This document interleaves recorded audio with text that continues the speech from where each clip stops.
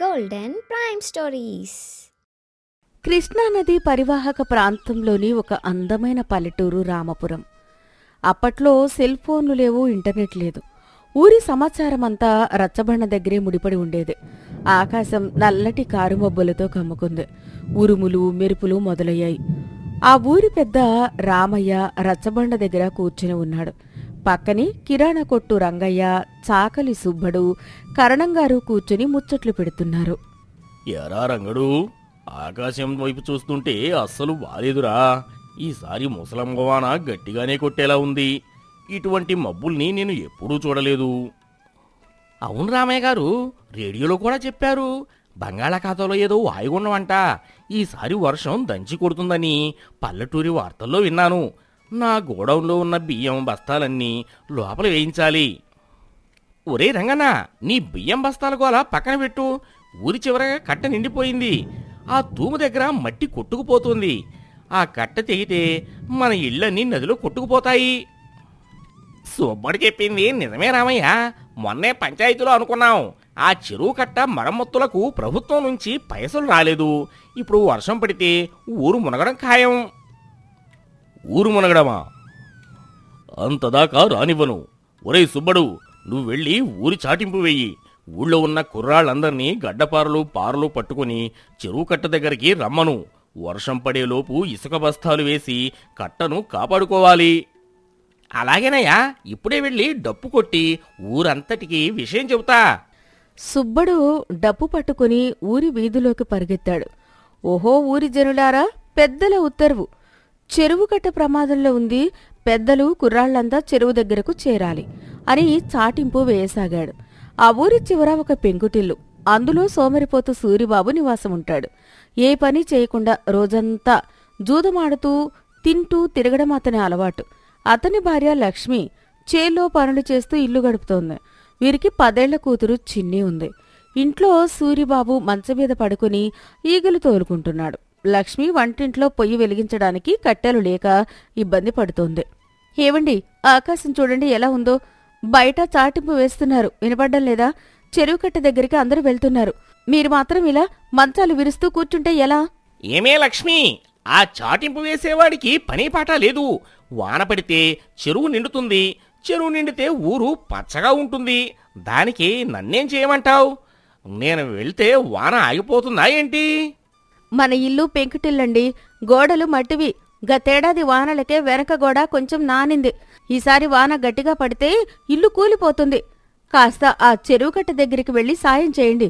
ఊరివాళ్లైనా మనకు సాయం చేస్తారు. నువ్వు ఎప్పుడు ఇంతే లక్ష్మి. నా మీద ఏడవటం తప్ప నీకు వేరే పని లేదు. ఆ చెరువు కట్టను కాపాడటానికి రామయ్య, ఆ కరణం ఉన్నారుగా. నాకెందుకు ఆ తిప్పలు? నాకు ఆకలి వేస్తుంది. కాస్త ఉప్మా ఉంటే పెట్టేయి. మహారాజు గారికి ఉప్మా కావాలా? ఇంట్లో నూకలు లేవు, బియ్యం లేవు. నిన్న పక్కింటి సుబ్బమ్మ గారిస్తే కాస్త గంజి కాశాను. అది తాగి మీ కూతురు పడుకుంది. మీకు ఉప్మా కావాలా? ఏ పని చేయకుండా తిండెక్కడి నుంచి వస్తుంది? అప్పుడే చిన్ని నిద్రలేచి ఏడుస్తూ, అమ్మా ఆకలిస్తుందమ్మా, ఉరుములు వస్తున్నాయి, నాకు భయంగా ఉంది. భయం లేదు తల్లి, అమ్మ ఉందిగా. ఏమండి, చూసారా పిల్ల ఎలా ఏడుస్తోందో? ఇప్పుడుకైనా మారండి.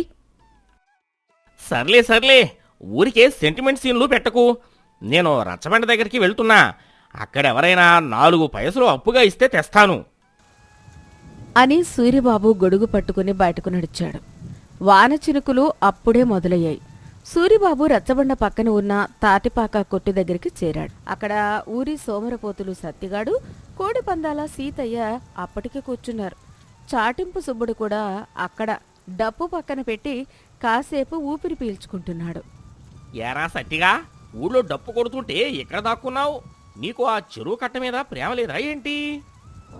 అబ్బో, పెద్ద హరిశ్చంద్రులా మాట్లాడుతున్నావు సూరిబాబు.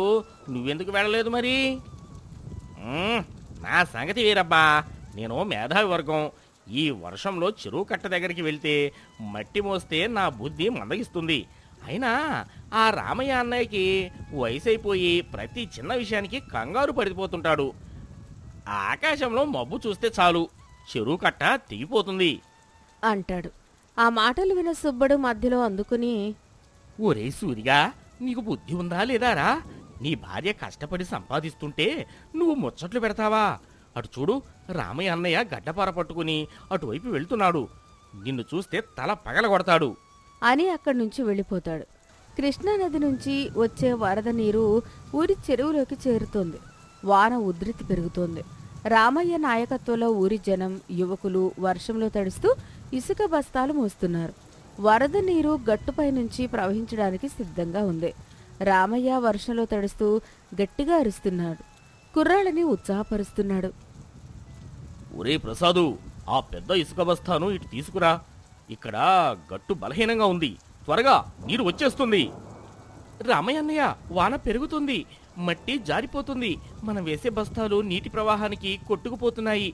ఇంకొంతమంది బలం ఉన్నవాళ్లు కావాలి. సుబ్బడు, ఊళ్ళో ఉన్న కుర్రాళ్ళంతా వచ్చారా? ఎవరైనా మీలేరా? ఆ సోమరిపోతు సూరిగాడు రాలేదు కర్ణంగారు. వాడు రచ్చబండ దగ్గర కూర్చొని చలిమంట కాగుతూ జోకులు వేస్తున్నాడు.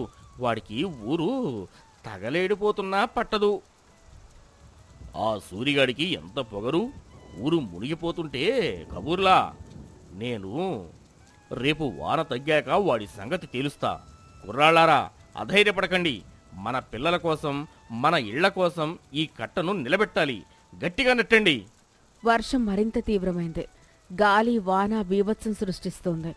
పెద్ద పెద్ద చెట్ల కొమ్మలు విరిగి పడుతున్నాయి. ఊరి జనం ఒకరి చేతులు ఒకరు పట్టుకొని మానవహారంగా ఏర్పడి గట్టు తెగకుండా అడ్డుగా నిలిచారు. వాన రాత్రి 10 గంటలు దాటింది. ఊర్లో కరెంటు లేదు. చీకటి గుమ్మరించినట్లుంది. బుడ్డి దీపం వెలుగులో లక్ష్మి, చిన్ని ఇంట్లో కూర్చుని ఉన్నారు. వాన నీరు పెంకుల గుండా ఇంట్లోకి కారుతోంది. హఠాత్తుగా ఇంటి వెనుక మట్టిగోడ నుంచి వింత శబ్దాలు రావడం మొదలయ్యాయి. గోడ నానిపోయి మట్టి పెచ్చులు ఊడిపోతున్నాయి. అమ్మా, గోడ విరిగిపోతోందమ్మా. నాన్నెక్కడికి వెళ్ళాడు? నాకు చాలా భయంగా ఉందమ్మా. ఏడవకు తల్లి, ఏం కాదు, దేవుడున్నాడు. నాన్న ఇప్పుడే వస్తాడు. అదే సమయంలో ఇంటి వెనక గోడ ఒక్కసారిగా కుప్పకూలింది. పెద్ద శబ్దం వచ్చింది. లక్ష్మి, చిన్నీని దూరంగా ఉండడంతో త్రుటిలో ప్రాణాపాయం నుంచి తప్పించుకున్నారు. కానీ లక్ష్మి కాలిపై ఒక పెద్ద మట్టి పెడ్డ పడింది. లక్ష్మి అమ్మో అంటూ గట్టిగా అరిచింది. అయ్యో, నా కాలు! చిన్ని, నీకేం కాలేదు కదా తల్లి? అమ్మా, నీ కాలికి రక్తం వస్తుందమ్మా. లేమ్మా, ఇక్కడి నుంచి వెళ్ళిపోదాం. ఇల్లు కూలిపోతుంది. నాన్న కోసం చూస్తే లాభం లేదు. మన బయటికి వెళ్ళాలి తల్లి. రా, నా చేయి పట్టుకో. లక్ష్మి ఒంటి కాలిపై నడుస్తూ చిన్నిని తీసుకుని ఆ రాత్రి మహావర్షంలో వీధిలోకి వచ్చింది. బయట మోకాళ్ల లోతు నీరు ప్రవహిస్తోంది. సూరిబాబు స్నేహితులతో కబుర్లు ముగించుకుని వర్షంలో తడుస్తూ నెమ్మదిగా ఇంటివైపు వస్తున్నాడు. దారిలో వస్తున్న అతనికి ఊరి జనం చెరువు కట్ట దగ్గర పడుతున్న కష్టం, అరుపులు వినిపించాయి. అయినా వాడు పట్టించుకోలేదు. కానీ తన ఇంటి వీధిలోకి రాగానే వాడు చూసిన దృశ్యం వాడి గుండె ఆగిపోయేలా చేసింది. తన ఇల్లు సగం కూలిపోయింది. లక్ష్మి, చిన్ని వర్షంలో తడుస్తూ ఏడుస్తూ వీధిలో నిలబడి ఉన్నారు. లక్ష్మి, చిన్ని, ఏమైందిరా? ఈ ఇల్లు కూలిపోయిందా? ఇప్పుడు వచ్చారా? మీ ఇల్లు కూలిపోయింది. మీ భార్య, పిల్లలు చచ్చిపోయిన మీకు అనవసరం కదా. మీ పేకాట, మీ తిండి మీకు ముఖ్యం. చూడండి, మీ కూతురు వర్షంలో ఎలా వణుకుతోందో. నాన్న, అమ్మ కాళ్ళకి దెబ్బ తగిలింది నాన్న. ఇల్లు పడిపోయింది నాన్న. మనకిక ఇల్లు లేదు నాన్న. సూరిబాబు తన తప్పు తెలుసుకుని గుండెలు బాదుకుంటూ, నన్ను క్షమించు లక్ష్మి, నేను ఎంత పాపాత్ముణ్ణి.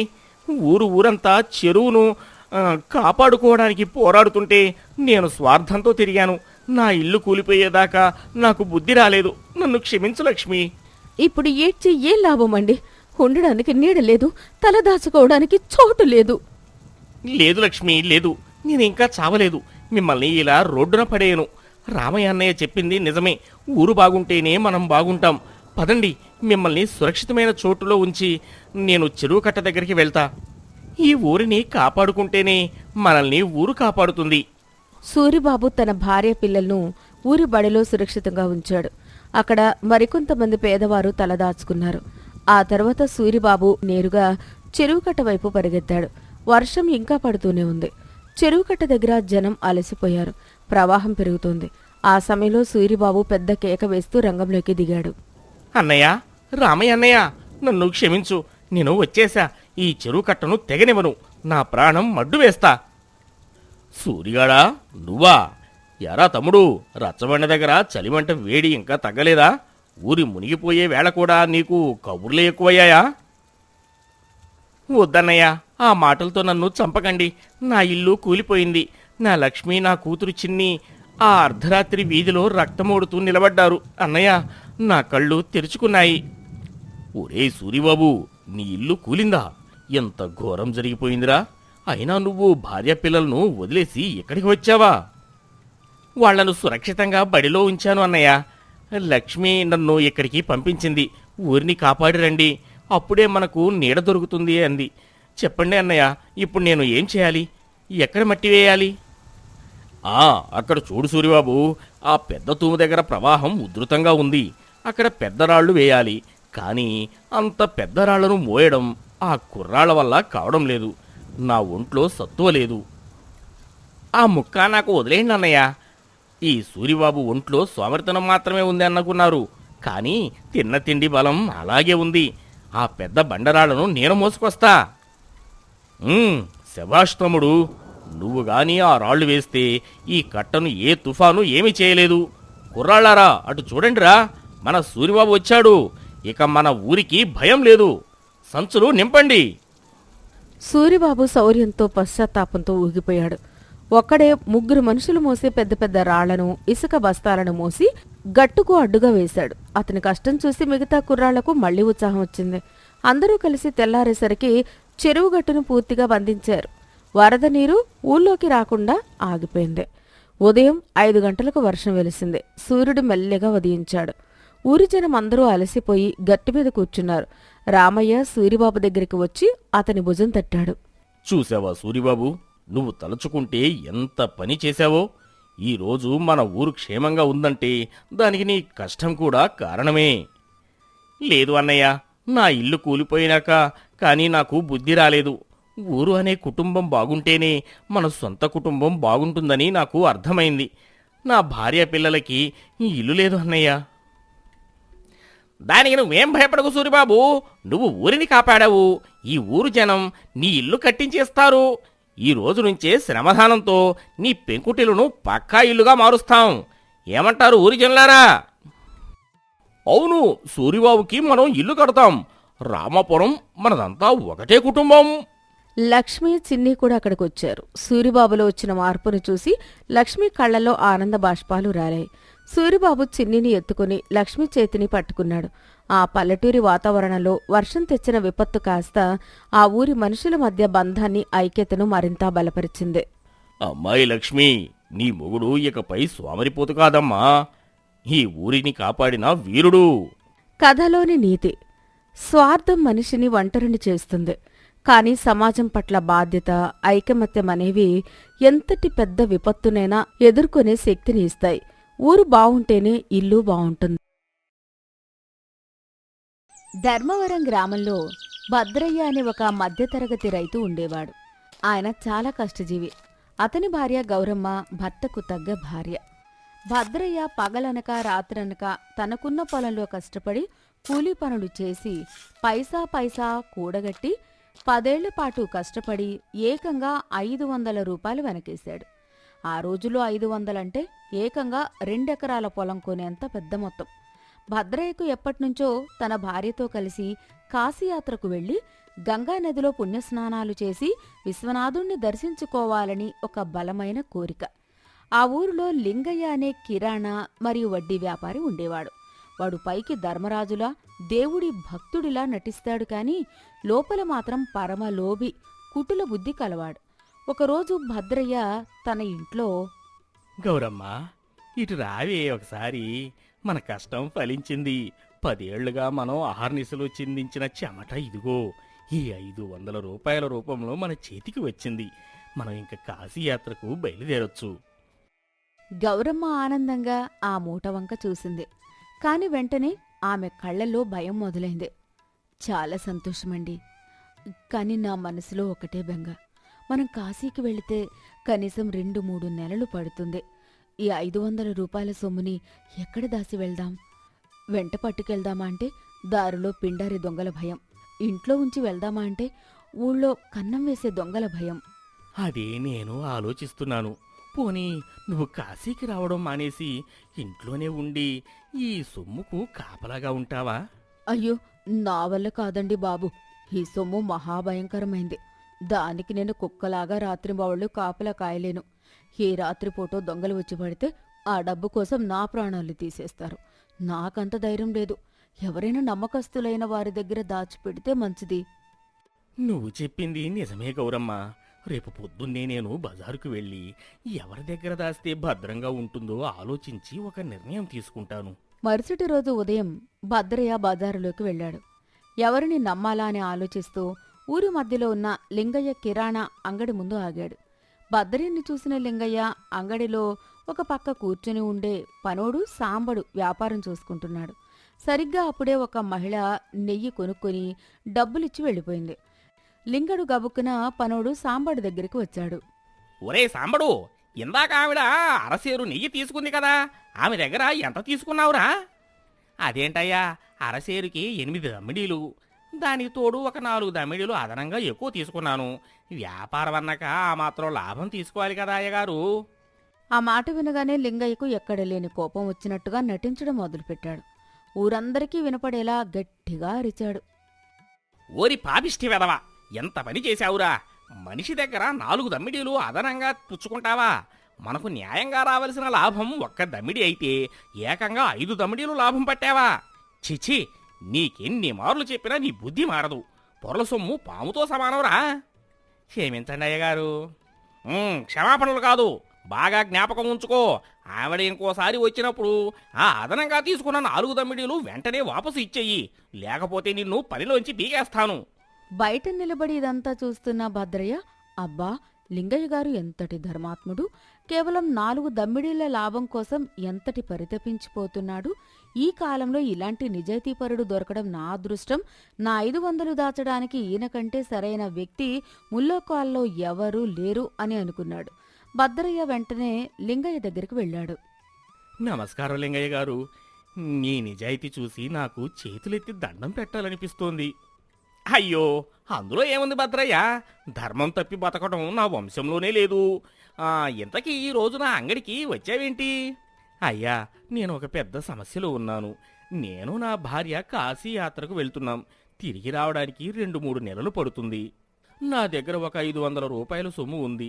దాన్ని ఎవరి దగ్గర దాచాలో అర్థం కావడం లేదు. లింగయ్య చెవుల్లో 500 అనగానే 100 గంటలు మోగాయి. వాడి కళ్ళు ఆశతో మెరిశాయి. అమ్మో, 500? నా మాట విను భద్రయ్య.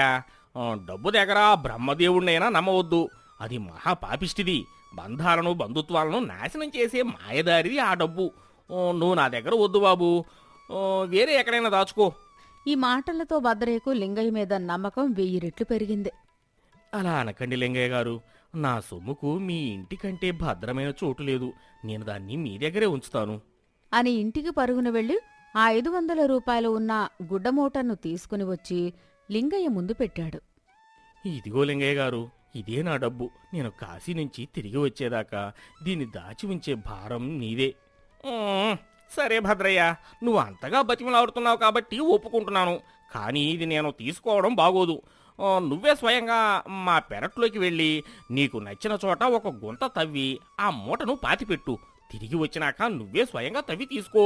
భద్రయ్య నిజంగా లింగయ్య ఎంత మంచివాడు అని ఆనందపడి లింగయ్య చెప్పినట్టుగానే పెరట్లో ఒక గుర్తు పెట్టుకుని ఆ మూటను భూమిలో పాతిపెట్టాడు. ఆ తర్వాత ప్రశాంతంగా భార్యతో కలిసి కాశీయాత్రకు వెళ్ళిపోయాడు.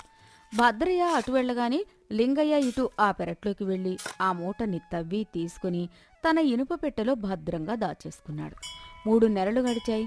భద్రయ్య గౌరమ్మ కాశీ గంగా జలంతో దైవ దర్శనం చేసుకుని ఎంతో సంతోషంగా గ్రామానికి తిరిగి వచ్చారు. భద్రయ్య ఇంటికి కూడా వెళ్లకుండా నేరుగా లింగయ్య అంగడికి వెళ్ళాడు. లింగయ్య గారు, బాగున్నారా? దేవుడి దయ వల్ల యాత్ర బ్రహ్మాండంగా జరిగింది. నా సొమ్ము నేను తీసుకుపోతాను. ఓహో భద్రయ్య, వచ్చేసావా? మహారాజుగా తీసుకువెళ్ళు. నువ్వు ఎక్కడ పాతి పెట్టావో నీకు గుర్తుంది కదా. నేనైతే అటువైపు కన్నెత్తి కూడా చూడలేదు. వెళ్ళి తవ్వుకో. భద్రయ్య ఎంతో నమ్మకంతో పెరట్లోకి వెళ్లి చెట్టు కింద తవ్వాడు. కాని అక్కడ మూట లేదు. మళ్లీ తవ్వాడు. ఎంత తవ్వినా మట్టి తప్ప డబ్బు లేదు. భద్రయ్య గుండె జారిపోయినంత పనైంది. చేతులు వణుకుతూ లింగయ్య దగ్గరికి పరుగెత్తుకుంటూ వచ్చాడు. లింగయ్య గారు, అక్కడ నా మూట కనిపించడం లేదు. దాని సంగతి నీకు తెలియాలి గాని నాకేం తెలుస్తుంది భద్రయ్య? నువ్వే పాతి పెట్టావు, ఇప్పుడు లేదంటున్నావు. బహుశా నువ్వు పాతి పెట్టేటప్పుడు ఎవరైనా దొంగలు చూసి ఎత్తుకుపోయారేమో. అయినా దానికి నాకు సంబంధం ఏంటి? అయ్యా, మీరలా అనకండి. మీ ఇల్లు, మీ పెరడు ఎవరో వచ్చి తవ్వితే మీకు తెలియకుండా ఉంటుందా? అది నా 10 ఏళ్ల కష్టం బాబు. దయచేసి ఇప్పించండి, మీ కాళ్ళు పట్టుకుంటాను. ఏయ్, మర్యాదగా ఇక్కడి నుంచి వెళ్ళిపో. నా నెత్తిన నింద వేస్తే నీ కాళ్ళు విరగ్గొడతాను. నేను ఊరిలో ఎంతటి ధర్మాత్ముడినో అందరికీ తెలుసు. నువ్వు ఇక్కడ అరిస్తే ఊరి జనం నిన్నే తంతారు. పో. మోసం జరిగిపోయిందని, తన కష్టార్జితమంతా బూడిదలో పోసిన పన్నీరైందని గ్రహించి భద్రయ్య కుంగిపోయిన మనస్సుతో కన్నీరు మున్నీరుగా ఏడుస్తూ ఇంటి దారి పట్టాడు. భద్రయ్య ఏడుస్తూ దారి వెంట నడుస్తూ ఉండగా ఎదురుగా ఊరిలో అందరికీ పెద్ద దిక్కైన నరసమ్మ ఎదురైంది. నరసమ్మ చాలా తెలివైంది. ఏరా భద్రయ్య, ఎప్పుడు వచ్చావు నాయనా కాశీ నుంచి? అలా విచారంగా ఏడుస్తూ ఉన్నావేంటి? దేవుడి దర్శనం సరిగ్గా కాలేదా? భద్రయ్య ఆ ముసలవ్వను చూడగానే తన బాధను ఆపుకోలేకపోయాడు. దారిలో కూలబడిపోయి ఆమెకు జరిగిన మోసమంతా పూసగుచ్చినట్టు చెప్పాడు. అవ్వా, ఆ లింగయ్య నన్ను నిలువున ముంచేశాడే. ధర్మరాజు వేషం వేసుకుని నా 500 రూపాయలు కాజేశాడు. ఇప్పుడు అడిగితే నాకేం తెలుసు అని దబాయిస్తున్నాడు అవ్వా. నాయనా భద్రయ్య, కన్నీళ్లు తుడుచుకో. ఆ లింగయ్యగాడు పైకి పత్తిత్తులా నటిస్తూ లోపల ఎంతటి దొంగ పనులు చేస్తాడో నాకు ముందే తెలుసు. వాడికి వాడి పద్ధతిలోనే బుద్ధి చెప్పాలి. నువ్వు అస్సలేడవకు. నీ సొమ్ము యావత్తూ వడ్డీతో సహా వాడి చేతే కక్కిస్తాను. నేను చెప్పినట్టు చెయ్యి. నరసమ్మ భద్రయ్యకు ఒక అద్భుతమైన ఉపాయం చెప్పింది. అవ్వా, నిజంగా ఇది పనిచేస్తుందంటావా? ఖచ్చితంగా పనిచేస్తుంది. వాడు ధనదాహం ఉన్న రాబందు. వాడు డబ్బుకి ఇట్టే పడిపోతాడు. నువ్వు నేను చెప్పినట్టే ఒక అరగంట తర్వాత ఆ అంగడి దగ్గరికి రా. మిగతాది నేను చూసుకుంటా. భద్రయ్య సంతోషంగా ఆమె చెప్పినట్టు చేయడానికి సిద్ధపడ్డాడు. అది జరిగిన కొద్దిసేపటికే నరసమ్మ చేతిలో ఒక పెద్ద నగల పెట్టె పట్టుకుని లింగయ్య అంగడి వద్దకు వెళ్ళింది. ఆ పెట్టె మూత కొద్దిగా తెరిచి ఉంది. అందులో తళతళా మెరుస్తున్న నకిలీవైన, చూడ్డానికి నిజమైన వానిలా కనిపించే బంగారు హారాలు, గాజులు ఉన్నాయి. వాటి విలువ కనీసం 2000 రూపాయలపైనే ఉంటుంది. నరసమ్మను ఆమె చేతిలో ఉన్న ఆ బరువైన నగల పెట్టెను చూడగానే లింగయ్య కళ్ళు పెద్దవయ్యాయి. నాయనా లింగయ్య, బావున్నావా బాబూ? నీకోసమే వచ్చానయ్యా. రండమ్మా నరసమ్మ గారు, కూర్చోండి. ఏంటి ఆ పెట్టే అంత బరువు ఉంది? నా కష్టం చెప్పుకుందామని వచ్చాను. చూడు నాయనా, నా కొడుకు 10 ఏళ్ల క్రితం పని కోసం కాశీకి వెళ్ళాడు. ఇంతవరకు వాడి జాడలేదు. నేనా ముసల్దాన్నైపోయాను. ఏ పూట ప్రాణం పోతుందో, ఎప్పుడు చస్తానో తెలీదు. నా కళ్ళు మూసేలోపు ఒక్కసారైనా నా కొడుకును చూడాలనుంది. అందుచేత నేనే కాశీకి వెళ్ళి నా కొడుకు జాడ తెలుసుకుందామని తీర్మానించుకున్నాను. అయ్యో పాపం. అది సరే, ఈ నగలేంటి? నేను ఒంటరి ముసల్దాన్ని కదా నాయనా. నా దగ్గర ఇవిగో 2000 రూపాయలు ఖరీదు చేసే ఈ బంగారు నగలున్నాయి. వీటిని వెంట తీసుకుపోతే దారిలో దొంగలు దోచేస్తారు. ఇంట్లో పెడితే పక్కింటి వాళ్ళు ఎత్తుకుపోతారు. నువ్వు మహాధర్మాత్ముడివని మన ఊరి భద్రయ్య కూడా కాశీకి వెళ్ళేటప్పుడు తన సొత్తు నీ దగ్గరే దాచిపెట్టాడని ఊరంతా చెప్పుకుంటున్నారు. లింగయ్య గర్వంగా భద్రయ్యగాడి డబ్బు కొట్టేసిన విషయం ఈ ముసలిదానికి తెలియలేదనుకుంటా అని సంబరపడ్డాడు. అందుచేత బాబూ, ఈ 2000 రూపాయల విలువైన సొమ్ములు నేను కాశీ నుంచి తిరిగి వచ్చేదాకా నీ దగ్గరే దాచి ఉంచు. నా కొడుకుతో తిరిగి వచ్చాక తీసుకుంటాను. లింగయ్య తనలో తాను, నా పంట పండింది. నిన్నటికి నిన్న ఆ భద్రయ్యగాడు 500 దొరికాయి. ఈరోజు ఈ ముసలిదాడి 2000 రూపాయల నగలు. ఆ ముసలిది ఎలాగూ కాశీకి పోయి తిరిగి రాదు. ఈ ఆస్తి అంతా నాదే. అయ్యో నరసమ్మ గారు, నువ్వు నా కన్నతల్లి లాంటి దానివి. దేవుడి దయ వల్ల నేను ధర్మంగా బతికేవాడిని. నువ్వు సంతోషంగా కాశీకి వెళ్ళిరా అమ్మా. నీ నగలు నీ చేత్తోనే నీ ఇష్టం వచ్చిన చోట నా పెరట్లో పాతి పెట్టుకో అన్నాడు.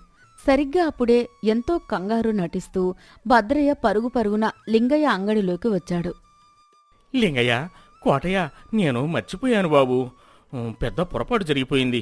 భద్రయ్యను చూడగానే లింగయ్య మనసులో, అమ్మో, వీడేంటి ఇప్పుడెందుకు వచ్చాడు? నా 500 లేవు అని ఇప్పుడు ఈ నరసమ్మ ముందే గొడవ చేస్తే నా నిజస్వరూపం ఆ ముసలిదానికి తెలిసిపోతుంది. నేను దొంగనేని తెలిస్తే ఈ 2000 రూపాయల నగలు నాకు ఇవ్వదు కదా. నా కొంప ముంచాడే వీడు. చూడు లింగయ్య గారు, ఇందాక నేను నీ పెరట్లో తవ్వి నా డబ్బు లేదు అని ఏడ్చాను కదా, అది నాదే తప్పు బాబు. నాకు ఇప్పుడే దారిలో గుర్తొచ్చింది. నేను సొమ్ము వేప చెట్టు కింద పాతిపెట్టలేదు, దానికి కొంచెం దూరంలో ఉన్న తులసి కోట వెనకాల పాతిపెట్టాను. అసలు చోటు జ్ఞాపకం వచ్చింది. అది అక్కడే భద్రంగా ఉంటుంది. నన్ను క్షమించు, నేను వెళ్ళి మళ్ళీ అక్కడ తవ్వుకుంటాను బాబు. లింగయ్యకి ప్రాణం పోయినంత పనైంది. అరెరే, వీడు వెళ్ళి అక్కడ తవ్వితే వీడికి అసలు డబ్బు దొరకదు. అప్పుడు వీడు మళ్ళీ వచ్చి నరసమ్మ ముందే ఏడుస్తాడు. అప్పుడు నా పరువు పోతుంది. ఈ 2000 నగలు నా చేతి నుంచి జారిపోతాయి. ఆ 2000 నగలు దక్కాలంటే నేను వీడి 500 తిరిగిచ్చేయాల్సిందే. 500 పోయినా 2000 వస్తాయి కదా అని. భద్రయ్య, ఆగాగు, నువ్వు వెళ్ళొద్దు. నీకు కలిగిన సందేహమే నాకు కలిగి, నువ్వు వెళ్ళగానే నేను ఆ తులసి కోట వెనకాల మరో చోట తవ్వి చూశాను. నువ్వు చెప్పినట్టే నీ మూట చెక్కు చెదరకుండా దొరికింది భద్రయ్య.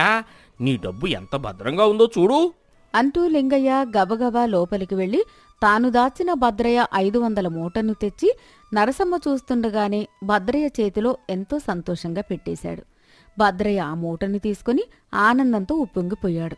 భద్రయ్య చేతికి డబ్బులు రాగానే నరసమ్మ భద్రయ్య వైపు చూసి ఎంతో ఆశ్చర్యపోయినట్లుగా పెద్ద నాటకం మొదలుపెట్టింది. అరేరే, ఎవరు? భద్రయ్యేనా? ఒరే నాయనా భద్రయ్య, నువ్వు కాశీ నుంచి ఎప్పుడొచ్చావురా? ఎంత అదృష్టంరా నిన్నెక్కడ కలవడం. చూడు నాయనా, అక్కడ కాశీలో మా అబ్బాయి గాని నీకు ఎక్కడైనా కనిపించాడా అని అడిగింది. ఓహో, నరసమ్మ గారు, నువ్వా? అదేంటి అలా అడుగుతావు? నేను కాశీ చేరుకున్నది నీ కొడుకు దగ్గరికి కదా. కాశీలో మీ వాడు నాకు కనిపించాడు. వాడు చాలా క్షేమంగా ఉన్నాడు. పైగా నాతో ఏమన్నాడో తెలుసా?